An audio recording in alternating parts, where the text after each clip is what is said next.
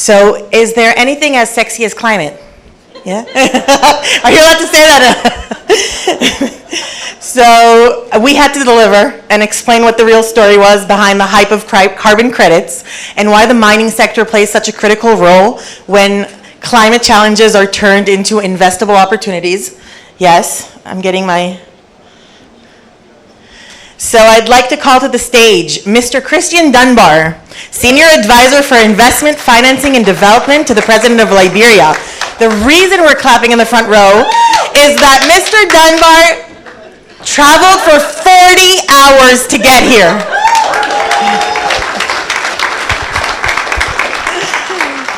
And we also appreciate you didn't turn back. There were like 4 or 5 governments involved. Yes.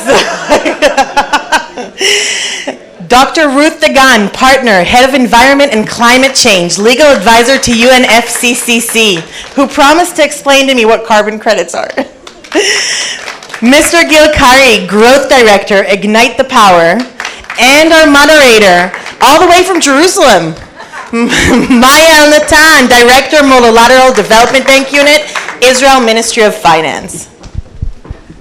Here's one to start with, and then I'll get you the other. Maybe we can start with this one. We'll see how it goes.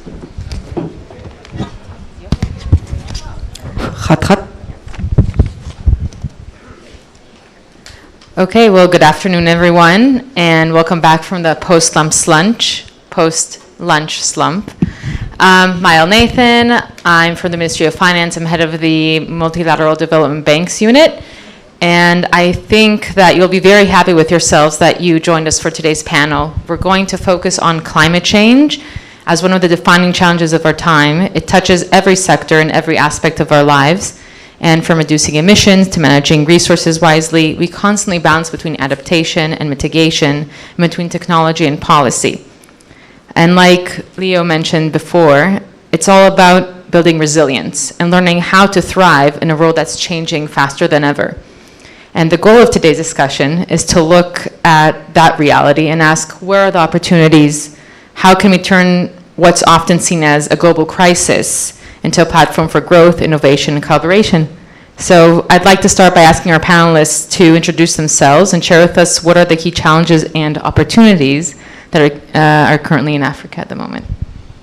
Thank you, Maya. Very happy to be here. And I'll say a few words about myself, and I think it's going to become clear that for me, climate is indeed the sexiest thing ever.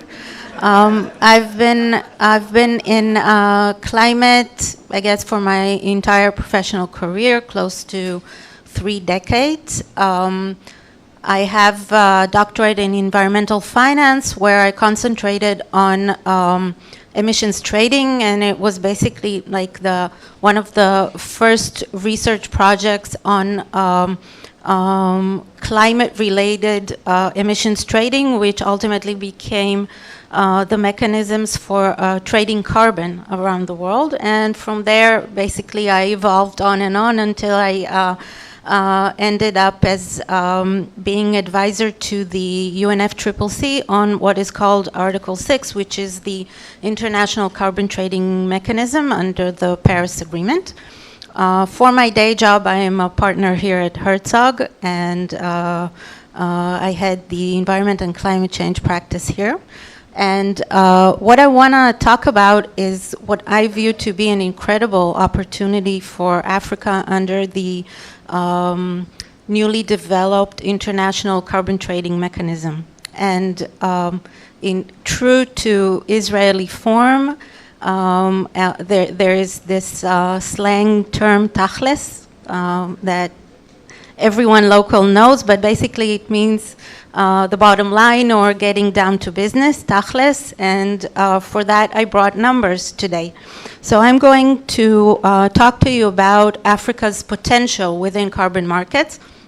I'm just going to say as a general word for background that generally the idea for carbon markets is that activities that are able to benefit the fight against climate change are global. And anywhere you take positive activities to reduce or prevent greenhouse gas emissions, that would definitely count as a positive activity that will have a positive effect across the globe.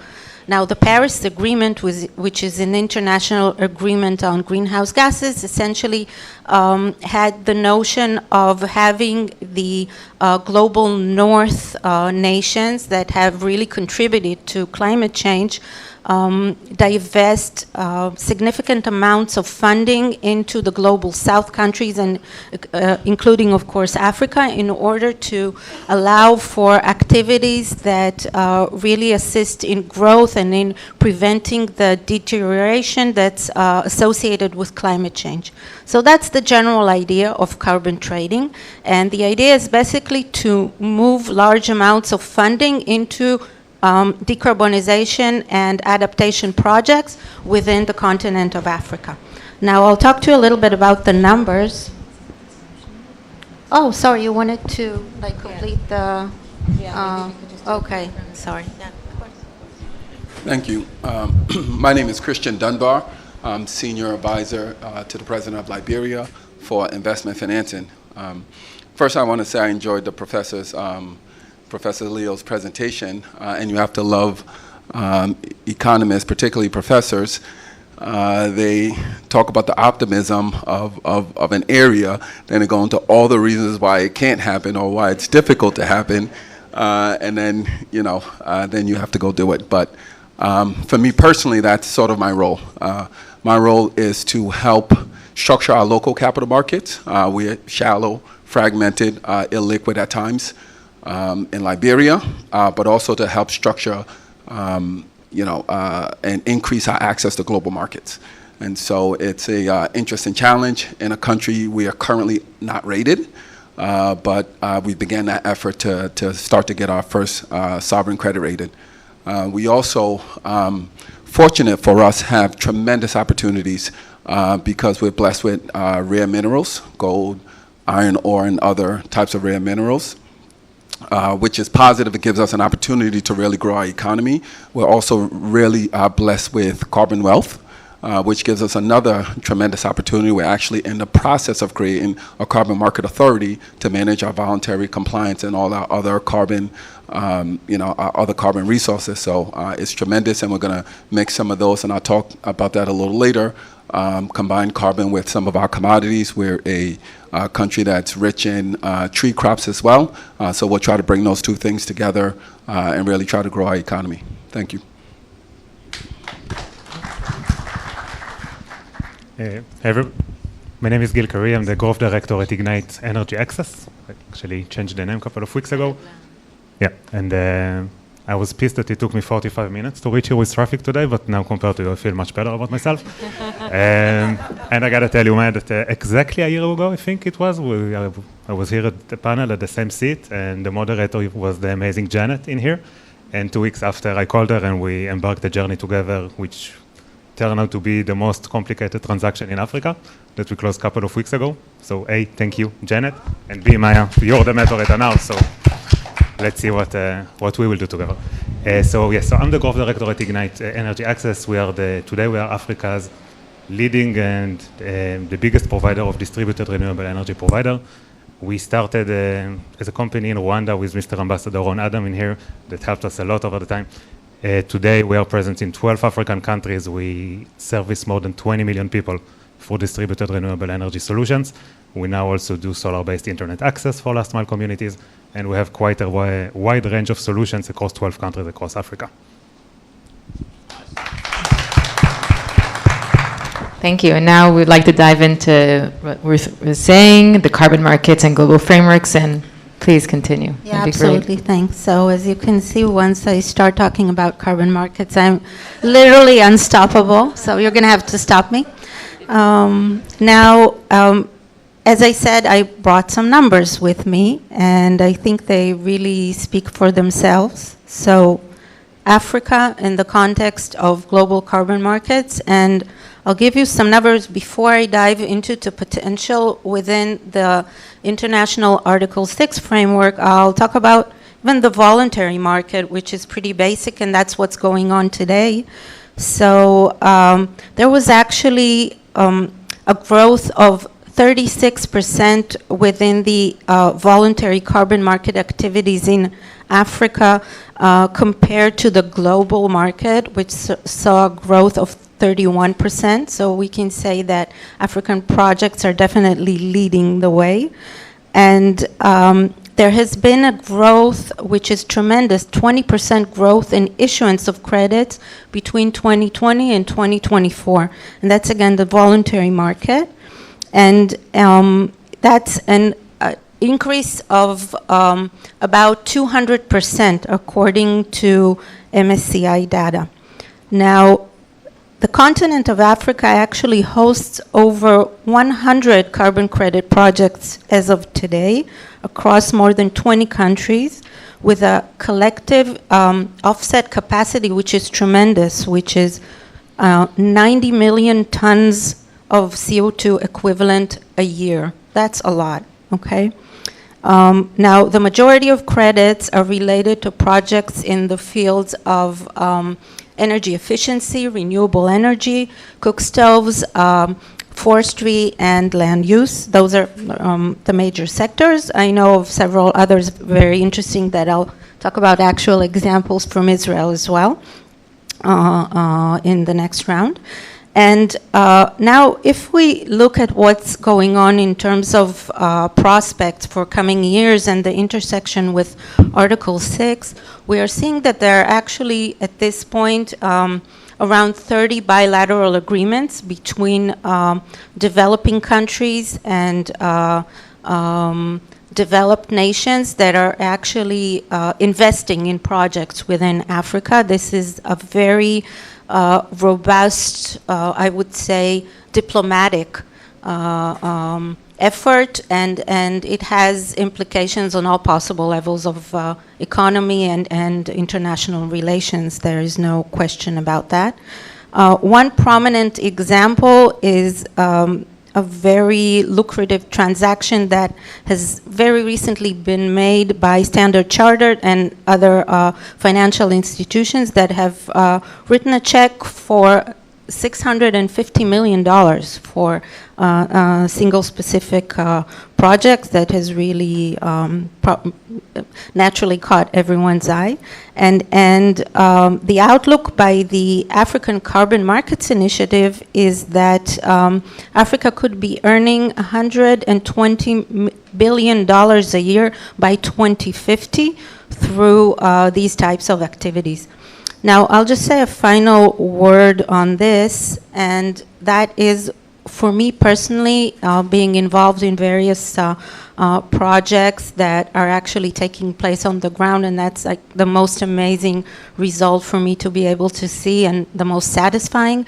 But at the same time, also being involved at the governance level within the UNFCCC.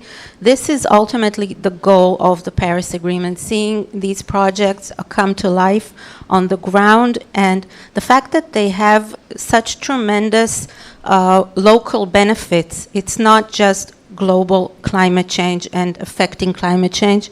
It is, in fact, a very positive effect on local communities, social aspects, and, of course, economic growth within these nations. Thanks. Thank you. And maybe just one last question. If you can break down for us, how can the audience maybe tap into these mechanisms and opportunities and how tangible it is for them, like which actors? And then we're going to hear one of the key actors about how to tap into that. So do you want me to talk about that now or the next round? Now, yeah. Okay. So generally the idea is to have any type of project developers or companies with innovative technologies that are able to positively affect climate change become involved in these projects. There are numerous methodologies that are approved for development of projects that have already been tested on the ground and ones that are being developed. And the general idea is if there is any type of activity that can either prevent or reduce greenhouse gas emissions, it has potential within the market. And on to you, Christian. I think for, I guess, a start, it's be interesting to hear about the genuine willingness of among the African leaders to form partnerships and leverage what they already have in the climate space, and maybe hear a little more about Liberia's approach to this. Absolutely. I mean, I think we start with many African countries, particularly Liberia, we're not significant emitters of carbon.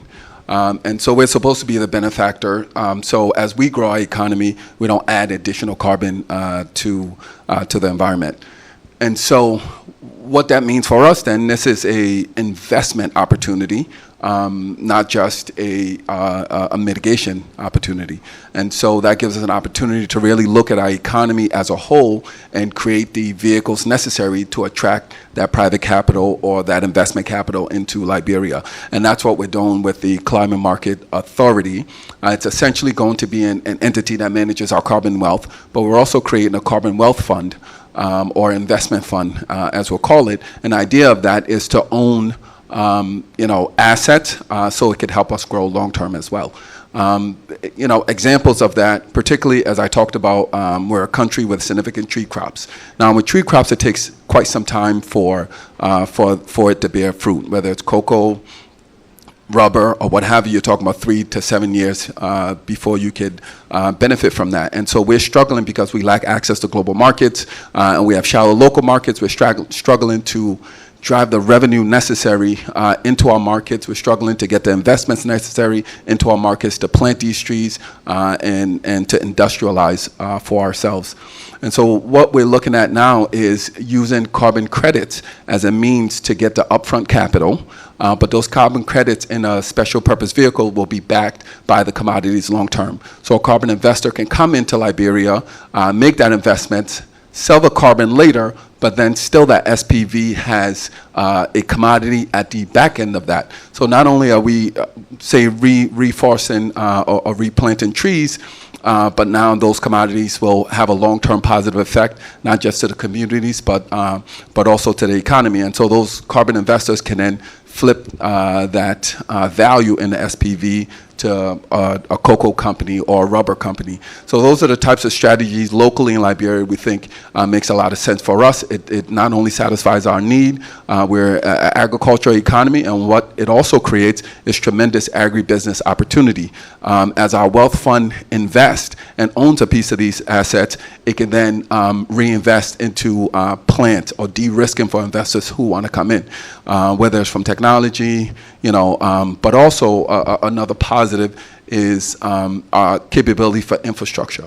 We're underdeveloped as a country, but given all of the potential resources that we have in the ground, the revenue model makes a lot of sense if someone wants to come in from an infrastructure perspective. So another plug for the country, we just got elected to the United Nations Security Council, which is really important for us and a proud moment for us in Liberia. So we're really looking forward to not just, and my role is sort of across the board, not just with this entity, but across the board looking at strategies to really de-risk for investors and to drive growth in the Liberian economy. Fascinating. Thank you for that. Maybe on to Gil. And it'd be interesting to hear, Gil, how does Ignite leverage its technological strengths to support Africa's clean energy transition and climate goals? And what lessons or considerations can Israeli companies draw from this approach? So we have a bit of a unique position in the market. So we provide solar solutions to 20 million people today at the moment. But our core technology is not about the solar side of it. We don't manufacture our own solar systems. We work with different suppliers. We do invest a lot in technology here from Israel, but more on the software side of it.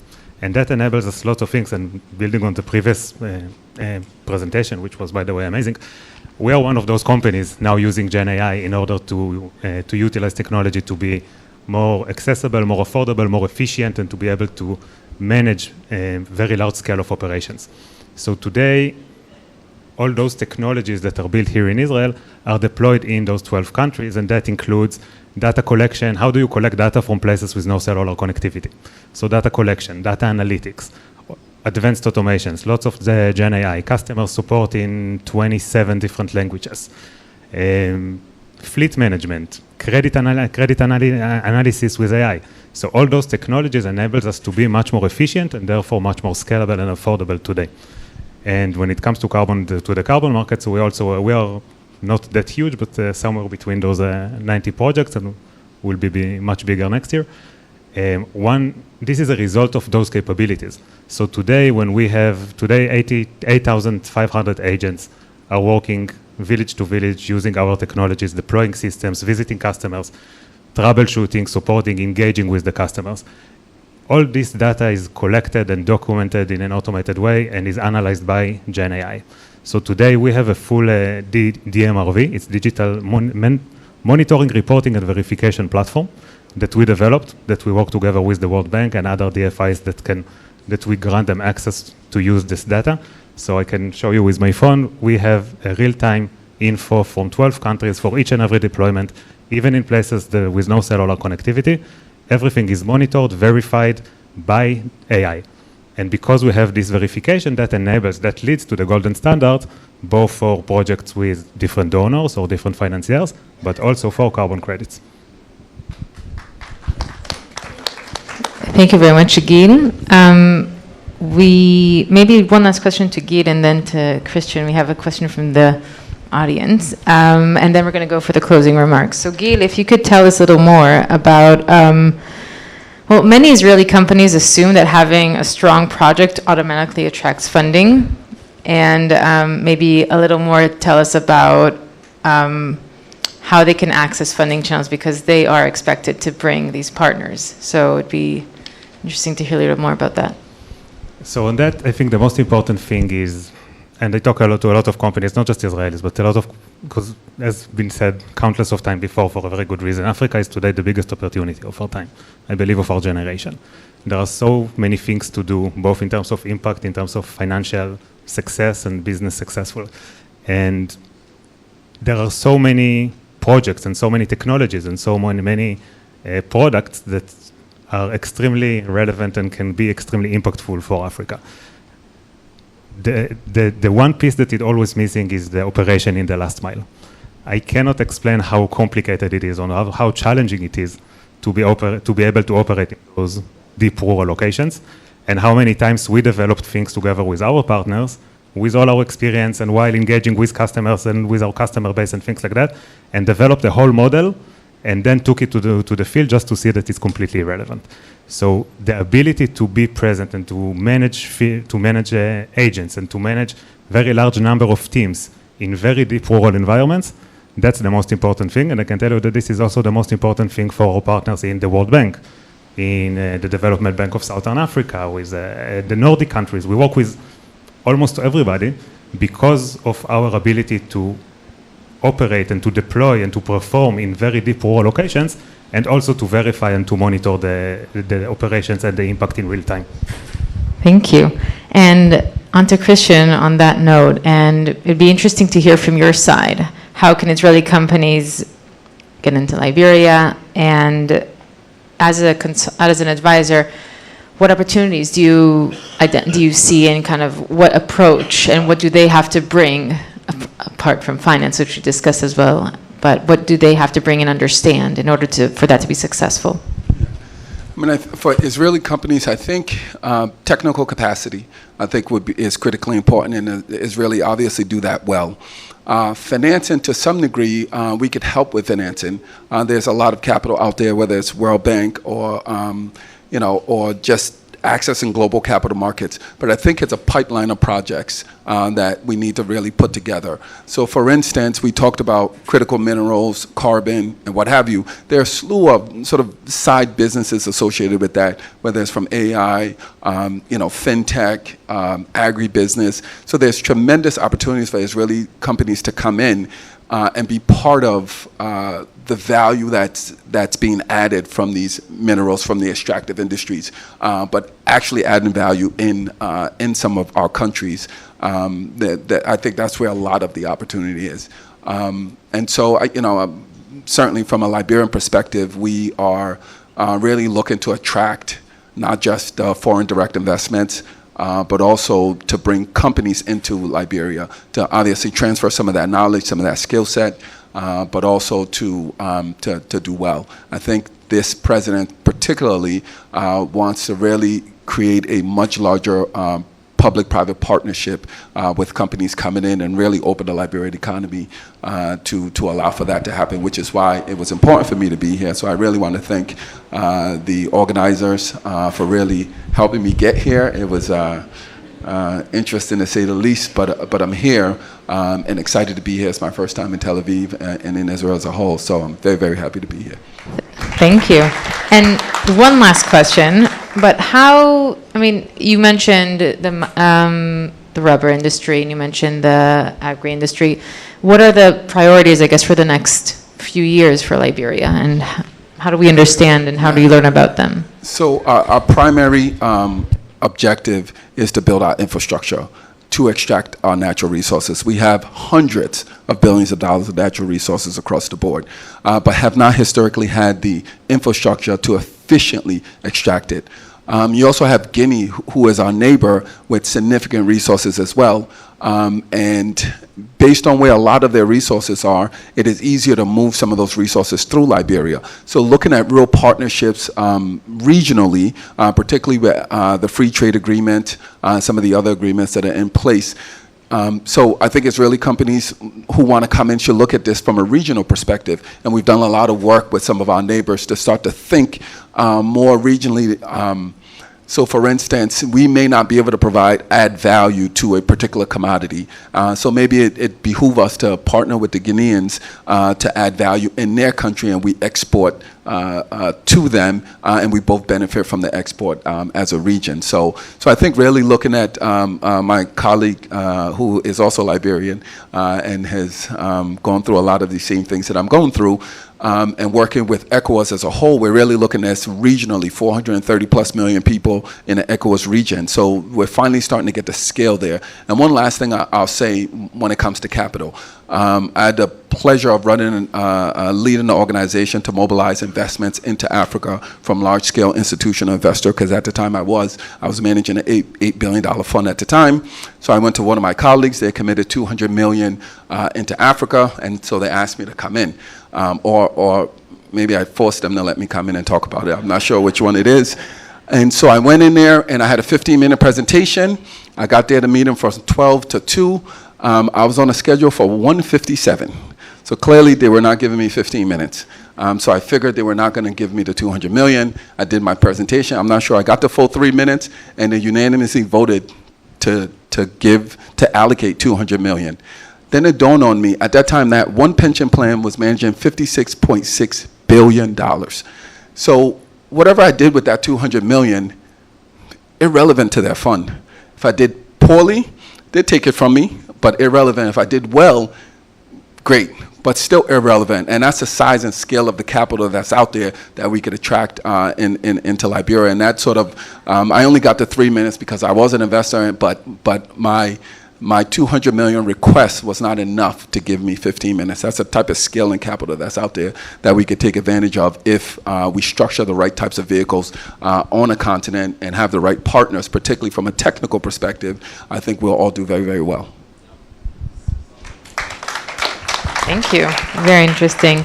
And so for the final question to all three, what makes you most optimistic when you think about turning climate challenges into capital opportunities? Thanks. That's a great question. I don't think that I can possibly upstage this last example of the most effective elevator pitch ever. 3 minutes for 200 million. There's no way. But I will do my best. I think that probably what makes me optimistic after many years of waiting to see if whether the promise of international carbon markets is going to come true. I think that we are finally at that stage because of a perfect storm of sorts. In a good way, we have technologies, digitization and AI that we never had before that is allowing to really scale quickly and very reliably these projects and monitor them to make sure they are in fact delivering. That's a serious game changer. Second, we have the governance structures in place internationally, have integrity standards that are very clear and used unanimously across the board. So this is a state of carbon markets that has never existed before. That's a great foundation. And second, I'm actually seeing the results on the ground. I'm seeing companies that we have the privilege of working with, excellent, really amazing and dedicated founders of Israeli companies that have actual projects that are delivering results. And I think that probably I guess what I see as the most influential activity is what is at the intersection of adaptation and mitigation.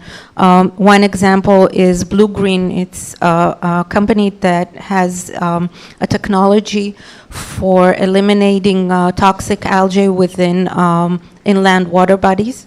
And this is a great example of this intersection of adaptation and mitigation and the amazing both climate benefits that it can bring together with environmental local benefits and economic growth for countries in Africa, actually. So for me, seeing results like this and seeing projects like this come to life is a clear sign that this is where the true potential lies. Thanks. So we're saying that the stars are aligned and we want to have proof on the ground. So that's very good. Christian. I think events like this, to be quite honest, and this type of a panel, it's really what has me optimistic and the expanding scope of what climate is, particularly as climate is climate finance and it's starting to take on more traditional finance approaches to solve problems, because capital across the world, a lot of times people will be negative about it, but by and large, most capital across the world is retirement funds. And those managers have fiduciary responsibilities to ensure that they can make the commitments to people who are working within their economies and expect that retirement. And so the fact that climate is taking this really more finance approach, I think it's positive. And a couple of other things, particularly when it comes to Africa and climate and the finance part of it. We talked about the diaspora, right? Not just here in Israel, but across the globe, of young Africans who are starting to, a speaker earlier said they are starting to understand their power. I'll agree with that with a slight edit. I think they're starting to understand how the global capital markets work more, so they could take advantage of that power a bit better. And so you're starting to see a lot of Africans, young Africans, come back. I know it's really significant in Kenya. I've spent some time there, but you're starting to see a lot of young Africans come back to Africa and really take advantage of what's going on in the marketplace, and really a part of really driving this economic resurgence and this economic change with some of the, obviously with the Africans that have historically been there. So it's really again, driving a lot of optimism for me from a climate perspective, really around the finance approach that we're taking and around the skill set that we're starting to see on the ground to take advantage of it. And if we can add some technical capabilities or increase that with partners like here in Israel, then I think the future is positive. Thank you. And I mean, even in the development banks, I can share that we're seeing, given changes in the policy that we've seen from major global actors, it hasn't really changed so much the objectives of the development banks, but they are looking to make it more financially viable. So thank you for that. And Gil? So I think that the most important thing is there was, in the past couple of years, we see a shift in the state of mind. So up until a couple of years ago, the main paradigm was that we need to replicate whatever we know from industrialized countries to Africa. And when we came with our belief, with our philosophy, that we need to see distribution, that we need to see distributed networks, that enables us to be much more clean, much more renewable based. everybody wanted to have the same as the other countries, right? They wanted to have a grid. They wanted, and that includes not just African countries, that also includes the World Bank and other DFIs and financiers that said, okay, let's build more grids, let's build more centralized production sites. And that approach could have led to a very bad outcome, I think, both from operation perspective, but definitely from the climate perspective. What we see for the past couple of years, we see this shift. So now everybody understands that for Africa, the best solution will be distributed. Distributed means we can go green, we can go clean, we can utilize the most abundant resource there is in the continent, which is sunlight. And this shift of paradigm, together with the World Bank, with Mission 300, that is now financing distributed renewable energy solution as the go-to solution for mass electrification, and together with other DFIs, and together with lots of governments that understand that this is the right model in order to electrify hundreds of millions of people. That creates tremendous opportunities for us at the energy sector, to connect all those hundreds of millions of people that still need to be connected, and to do it in a way that is not just replicating the problems that we see from other places in the world, but building it in the right way, which is distributed, clean, and sustainable. Thank you very much. So we have to finish up, but we all know that this was the best panel. And what we've heard today is that climate change, to this point, not talking about later, but we can talk about that later. And so we've learned today that climate change, while it's one of our greatest challenges, it's also one of the greatest and sexiest opportunities, from what I've heard. And if we approach it with creativity, collaboration, and courage, then we can also see that innovation doesn't happen in isolation, and that we have to build the bridges between the regions, between the sectors, and between the ideas. And Africa and Israel each bring unique strengths to this conversation. Africa brings scale, entrepreneurial drive, and Israel brings innovation and ecosystem and technological edge. And together, these can really form a powerful partnership for sustainable growth. So thank you, everyone. And of course, thank you to your fascinating speakers, and for you guys for staying awake after lunch. And thank you very much.